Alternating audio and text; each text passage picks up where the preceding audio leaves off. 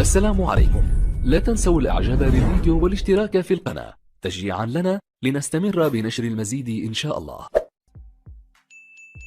السلام عليكم.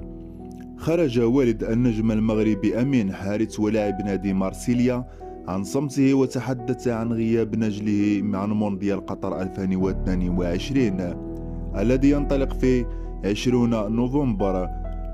ويذكر أن النجم المغربي أمين حارث تعرض لإصابة قوية على مستوى الركبة في لقاء الذي جمع فريقه بنادي موناكو اليوم الأحد ضمن منافسة الجولة 15 من الدوري الفرنسي، حيث قال والد أمين حارث في تصريح أدلى به لإحدى منابر الصحفية: قدر الله وما شاء فعل، إيماننا بقضاء الله وقدره كبير ولله الحمد.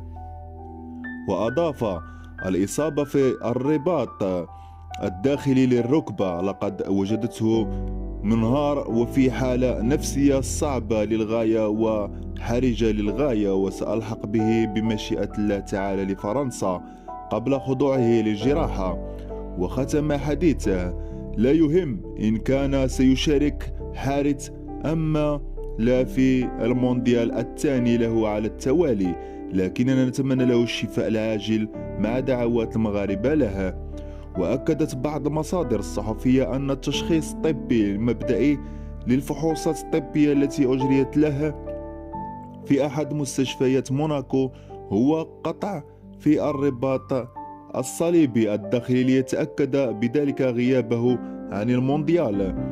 وأضاف نفس المصادر أن حارث سيخضع لعملية جراحية في العاصمة باريس خلال يومين، وأشارت إلى أن مدة غيابه عن الميادين ما بين 5 أشهر إلى 7 أشهر.